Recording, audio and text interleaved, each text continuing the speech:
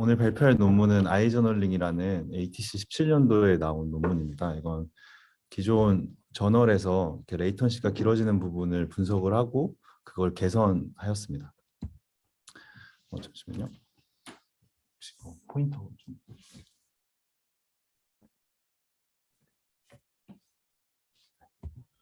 백그라운드부터 설명을 드리면 일단 이제 EXT4의 저널링 방식부터 설명을 드리도록 하겠습니다. 그래서 이 그림이 4개가 있는데 이거 시간순이라고 보시면 됩니다. 그래서 제일 왼쪽을 보시면 이제 프로세스 3개가 각자 자신의 파일에다가 이제 라이트를 날리고 있는 모습입니다. 그러면 이제 페이지 캐시에 이렇게 당기게 되고 이게 이제 언젠가 라이트백 스레드에 의해서 이제 내려가게 플러시가 되게 됩니다. 이제 내려갈 때 이제 ext4는 딜레이드 얼로케이션을 쓰고 있어서 그때 이제 그런 블락 빗맵과 같은 이런 메타데이터들이 이제 변경이 될 거고 그 변경된 업데이트들을 이제 트랜잭션에다가 이제 기록을 하게 됩니다. 그리고 또 이제 어떤 아이노드를 변경했는지도 아이노드 리스트에다가 이제 기록을 합니다. 이 이후에 이제 프로세스 2가 파일 B에 대해서 F싱크를 날렸을 때 이제 이 B에 해당하는 그런 더티한 페이지들을 이제 플러시를 시킵니다. 기존에 이제 라이트백 스레드가 이제 내릴 때는 이제 A싱크 큐에 들어가게 될 텐데 이제 F싱크가 내릴 때는 싱크 큐에 들어가서 이 싱크 큐에 있는 게 먼저 이제 서비스를 받게 됩니다. 이 이후에 이제 프로세스2는 이제 JBD한테 이제 커밋을 하라고 요청을 내립니다. 요청을 낼 때 이제 JBD2는 지금 변경된 아이노드를 또 다시 트래버스하면서 이제 변경된 페이지가 있는지를 또 확인을 하고 이게 그러니까 커밋이 되지 않은 그러니까 남아 있는 더티 페이지가 있는지를 확인을 하고 남아 있는 것들을 또 다시 다 내리게 됩니다. 그래서 지금 3, 4, 5, 6번이 지금 내려가 있지 않는 것이기 때문에 내려가게 되는 것이고요. 그래서 이제 결론적으로 이제 A, B, C에 대한 그런 데이터가 모두 다 스토리지에 쓰이고 난 그 컴플리션이 끝난 이후에 이제 저널을 내리게 됩니다. 그래서 저널에 대한 정보의 저널 헤드를 먼저 내리고 지금 아까 블락이래 이제 블록 빗맵, 뭐 아이노드 빗맵이 바뀌었을 텐데 여기에 대한 메타데이터 페이지들을 차례차례 남기게 되는 것이고 마지막에 저널 커밋을 날려줘가지고 내려서 이제 듀러빌리티를 보장을 하게 됩니다. 이격까지 끝나야지만 이제 이 JBD가 프로세스 2를 깨우면서 F싱크를 리턴을 합니다. 지금까지 설명드렸던 이 과정 속에서는 되게 많은 여러 가지의 이제 디펜던시 문제들이 이제 존재를 합니다. 이 세 개의 이제 디펜던시 문제가 있다라고 논문에서 지적을 하는데요. 첫 번째는 이 컴파운드 트랜잭션 디펜던시입니다. 이 디펜던시 문제가 뭐냐면 실제로 지금 이 프로세스 2가 파일 B를 F싱크 했음에도 불구하고 A와 C에 대한 더티 페이지도 같이 내려주고 있습니다. 그래서 파일 B에 대한 F싱크를 내렸을 때 여기에 대한 이제 데이터 컴플리션까지 다 같이 기다려줘야 되는 상황이 발생을 하는 거죠. 근데 이게 또 딜레이드 얼로케이션을 쓸 때 좀 더 이 문제가 더 악화가 됩니다. 그래서 오른쪽 그림을 보시면 이 검은 색깔이 이제 딜레이드 얼로케이션을 쓴 거고 흰 색깔이 딜레이드 얼로케이션을 쓰지 않은 건데 이 Y축은 이제 FCK 레이턴시입니다. X축은 이터레이션이고요. 그래서 평균적으로는 딜레이드 얼로케이션 쓴 게 이 레이턴시가 더 낮지만 이제 중간중간마다 이렇게 튀는 부분 플럭시에이션이 이제 발생을 합니다. 이 이유가 이제 뭐냐면은 운이 나쁘게 F싱크 전에 어떤 다른 파일에 의해서 뭔가 더티 페이지들이 라이트백이 됐을 때 이제 그 이후에 이제 F싱크를 하게 되면 그 파일에 대한 모든 더티 페이지들을 같이 내려줘야 됩니다. 그런 거 기다리는 시간 때문에 중간중간마다 이렇게 튀는 부분들이 이제 발생을 하게 됩니다. 또 이제 디펜던시 문제 중에 또 하나가 이제 인터 트랜잭션 디펜던시라는 문제인데 이거는 아까 보여드린 대로 이제 한 번에 하나의 트랜잭션만 커밋이 되고 있습니다. 현재 저는 그렇기 때문에 앞에 어떠한 커밋되고 있던 트랜잭션이 있으면 이것을 다 기다린 다음에 다른 트랜잭션을 시작을 해야 되기 때문에 거기에 대한 성능 저하가 발생을 합니다. 이제 마지막으로 코시 에이싱크 리퀘스트 디펜던시라는 건데 이건 에이싱크 리퀘스트는 기본적으로 이제 싱크 리퀘스트보다 좀 우선순위가 낮습니다. 그렇지만 운이 나쁘게 이제 실제로 에이싱크 리퀘스트 중에서도 좀 레이턴시 센시티브한 것들이 존재할 수도 있습니다. 예를 들면은 아까 B에 대해서 이제 F싱크를 날렸을 때 이제 B에는 이제 1번 블락, 2번 블락이 있는데 1번 블락은 이제 라이트백 스레드에 의해서 A싱크로 간 거고 2번 블럭은 이제 싱크 큐로 갔는데 사실 이제 1번 블럭 같은 경우는 어떻게 보면 레이턴시가 좀 중요한 그런 센시티브한 놈일 수도 있습니다. 그럼에도 불구하고 이제 에이싱크 큐로 들어가서 좀 서비스를 늦게 받을 수 있는 가능성이 생기는 거죠. 에이싱크 큐에 뭔가 커맨드가 많이 쌓이면 쌓일수록 이게 좀 더 악화가 되게 됩니다. 그래서 이 문제는 사실 이제 FST 15년도에 나온 요 논문에서 이 문제를 지적을 했고 요거에 대한 개선을 했습니다. 그래서 뭐 에이싱크 리퀘스트 컷이 에이싱크 리퀘스트를 디텍을 해가지고 이것을 이제 좀 우선순위를 주는 방식으로 개선을 했고요.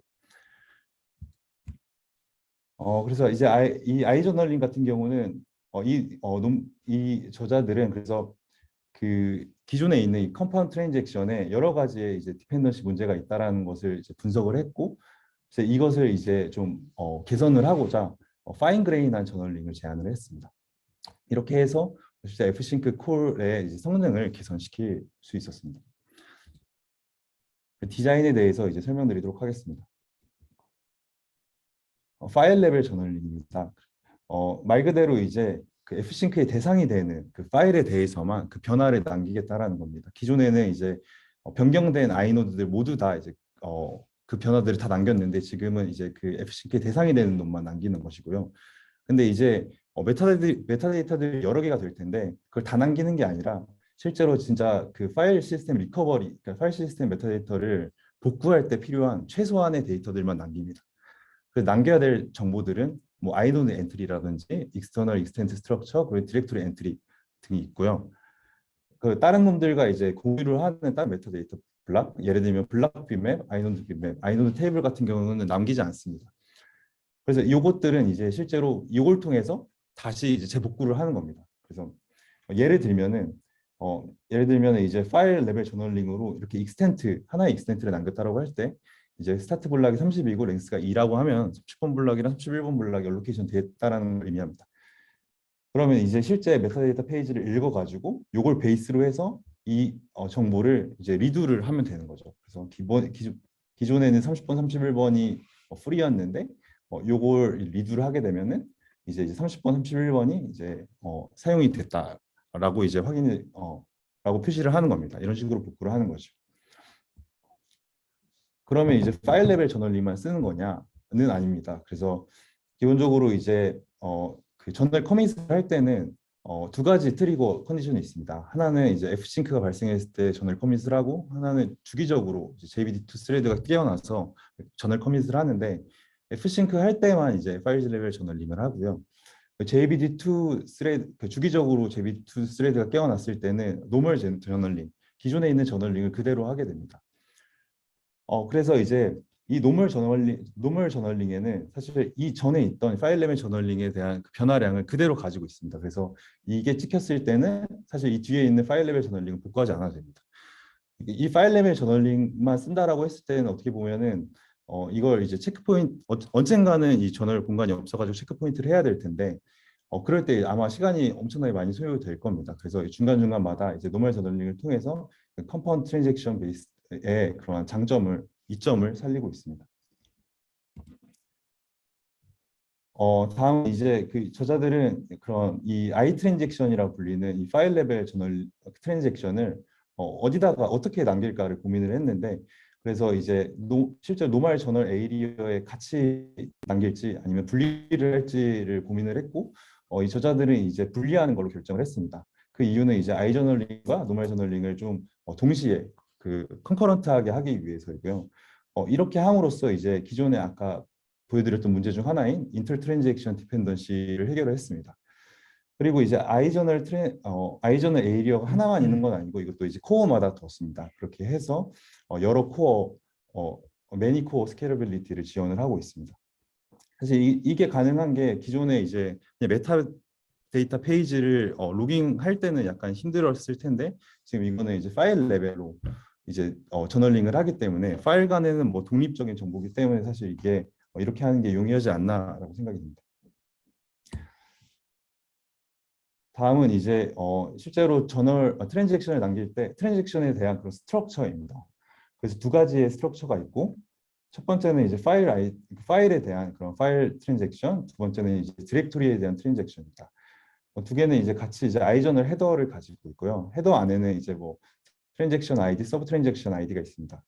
트랜잭션 아이디는 딱 그 트랜잭션을 찍을 때그 노멀 저널링에 대한 그 러닝 트랜잭션의 아이디를 가지고 있고, 이제 서브 트랜잭션 아이디는 같은 트랜잭션 아이디를 가지는 아이 트랜잭션 중에 그런 순서를 표현을 하고 있습니다. 그래서 이게 필요한 이유가 뭐냐면, 아까 말씀드렸듯이 이 아이 트랜잭션을 조금씩 찍다가 한 번씩 이런 노멀 트랜잭션을 찍을 텐데, 사실 그 노멀 트랜잭션을 찍고 나면은 그 전에 찍었던 아이 트랜잭션은 이제 리플레이할 필요가 없습니다. 그래서 그 순서를 전후 관계를 이제 파악하기 위해서 이 트랜잭션 아이디가 필요한 것이고, 어, 그리고 이제 아이 트랜잭션 에이리어가 여러 개가 되기 때문에 그 오더링을 이제 파악을 하기 위해서 서브 트랜잭션 아이디를 두고 있는 겁니다. 그리고 이제 아이노드 덤버, 아이노드 스트럭처가 있는데, 이걸 통해서 이제 아이노드 테이블, 아이노드 빅맵을 복구할 수가 있게 돼 있고, 익스터널 익스텐트를 통해서 이제 데이터 빅맵을 복구할 수 있게 됩니다. 그래서 이 아이저널링 같은 경우는 그 F싱크와 관련된 이러한, 그러니까 F싱크 이제 커밋을 해야 되는 이제 파일 그 상위에 있는 디렉티브들도 다 커밋을 시켜주게 됩니다. 만약에 그렇게 하지 않았을 경우, 예를 들면 뭐 d.txt를 f싱크를 했는데, 만약에 그 위에 상위에 있는 이 b라는 디렉토리를 f싱크 하지 않았다라고 하면 이제 크래시가 일어나고 다시 복구된 이후에 이 d.txt를 찾아가지 못한다는 문제가 발생을 합니다. 그래서 이 아이너지 저널링에서는 이 d.txt를 f싱크를 하면 이 상위에 있는 디렉토리들도 다 커밋을 진행을 하게 됩니다. 하는 방법은, 새로운 파일이 이제 만들어졌을 때 이 상위의 디렉토리가 커밋이 되었는지 안 되었는지를 확인을 하고, 커밋이 안 되어 있다라면 이렇게 uncommitted d 플래그라는 걸 아이노드에다가 이제 마킹을 합니다. 그래서 요거를 다시 f싱크를 하게 되면 그 플래그를 확인을 하고, 플래그가 켜 있다라고 하면 상위 디렉토리가 지금 커밋이 되어 있지 않은 상황이기 때문에 이제 그 커밋이 되어 있지 않은 최상위 디렉토리로 가서 거기서부터 차례대로 내려오면서 아이저널 에리어에다가 그 디렉토리에 대한 변화를 남기게 됩니다.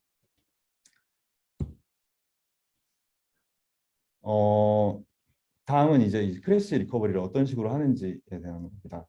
그래서 기본적으로 이제 크게 두 가지 과정이 있고요. 첫 번째는 이제 노멀 저널 에리어를 뒤지면서 노멀 트랜잭션을 이제 하나하나씩 리플레이를 하게 됩니다. 그 후에 이제 아이저널 에리어를 뒤지면서 이제 그 밸리드한 아이 트랜잭션만 이제 리플레이를 하게 됩니다. 밸리드한 아이 트랜잭션이라고 부르는 건 이제 아까 말씀드렸던 것처럼 노멀 트랜잭션 이후에 찍힌 그런 아이 트랜잭션을 의미합니다. 그래서 여기 그림을 보시면 이 두 개의 노멀 트랜잭션이 있고 이 세 개의 아이 트랜잭션이 있습니다. 그래서 사실 이 중간에 있는 f싱크 A에 대한 이 i 트랜잭션을 리플레이할 필요가 없는 거죠. 여기에 대한 변화는 여기에 포함이 되어 있는 것이기 때문에 리플레이할 필요가 없어서 리플레이 순서는 이렇게 두 개 리플레이를 하게 되는 거고, 이 이후에 있는 요것과 이제 요것을 이제 리플레이를 하면 되는 것입니다. 리플레이하는 과정은 아까 보여드렸던 것처럼 기존에 있는 메타데이터 페이지를 베이스로 해서 변화량을 리드 해주면 되는 겁니다. 근데 이제 i 트랜잭션 중에서도 이제 뭐 같은 아이노드에 대해서 여러 개의 i 트랜잭션이 있을 수도 있습니다. 그럴 경우에는 이제 가장 이제 그 서브 txid가 가장 큰 것이 밸리드가 돼서 이제 그것만 이제 리플레이를 해주면 됩니다. 다음은 이제 크래시 리커버리를 하는 이제 그냥 이그젬플을 좀 이해를 돕기 위해서 이그젬플을 하나 더 가져왔는데, 다시 좀 설명을 드리면, 기본적인 이제 이니셜 스테이트가 다음과 같습니다. 그래서 메모리가 있고 저널 에리어가 있고 디스크가 이렇게 있습니다. 그래서 이 상태에서 이제 50번에서 59번까지를 블락을 프리를 하고 74번부터 79번을 라이트를 한 다음에 f싱크를 했다라고 했을 때, 이제 그 인메모리 상황에서 이제 12번 익스텐트가 이제 프리가 됐기 때문에 사라진 것을 확인할 수가 있고, 그 다음에 이제 세 번째 익스텐트에 이제 이제 74번부터 79번까지의 블락이 이제 어펜드 된 것을 확인할 수가 있습니다. 이 상황에서 이제 f싱크가 일어나게 되면 여기에 대한 이 메타데이터들의 변화를 그 아이저널 에리어에다가 이렇게 남기게 됩니다. 이 상황에서 만약에 만약에 그 전원이 꺼지고 다시 리커버리를 한다고 하면 온디스크에 있는 것을 다시 다 가져와 가지고 이러한 컨텍스트를 만들게 되고, 이거는 지금 이니셜 스테이트와 동일하겠죠. 그러니까 아이저널에서 이제 아이저널에 있는 그런 변화량들을 다시 읽어와서 이 두 개 중에 이 두 개를 비교를 해서 변화한 것들만 반영을 하는 겁니다. 그래서 두 개를 비교를 하면 12번 익스텐트가 이제 프리가 되었다는 것을 확인할 수가 있고, 그렇기 때문에 12번에 있는 블락들을 다 프리를 하게 되는 겁니다. 그러면 이제 블락 빅맥 같은 게 변하게 되는 것이죠.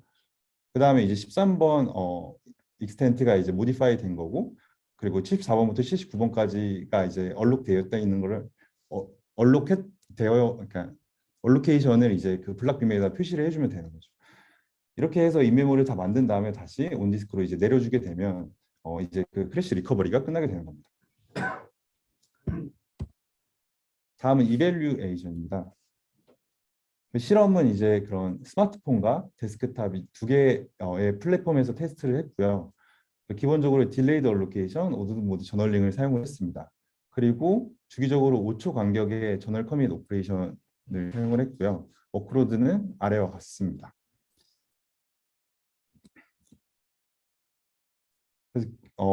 그래서 이제 두 개의 그 프로그램을 동시에 돌리는 테스트를 했는데요. 하나는 이제 F싱크를 제네레이팅하는 그런 F싱크 테스터와, 하나는 아까 말씀드렸던 그 컴파운드 트랜잭션 디펜던시를 악화시키기 위해서 백그라운드로 이제 FIO 시퀀셜 라이트를 백그라운드로 돌렸습니다. 거기에 대한 성능 측정 결과가 이제 아래와 같은데, 이제 왼쪽이 데스크탑, 오른쪽이 스마트폰, 그리고 이제 Y축이 F싱크 레이턴시입니다. 그래서 이제 오른쪽 두 개가 이제 저널 아이저널을 썼을 때의 결과인데요. 이제 딱 보면 알 수 있다시피 F싱크 레이턴시가 아이저널에서 확실히 줄어드는 것을 볼 수가 있고, 특히 이 테일 레이턴시에서 훨씬 더 많이 떨어지는 효과가 좋은 것을 확인할 수가 있습니다. 그래서 여기 근데 아이저널에서도 이 두 번째 있는 게 위드 부스팅이라고 해가지고, 아까 그 커시 에이싱크 그 문제를 해결하기 위한 논문이 있었다고 했고, 그 개선책을 반영한 것입니다.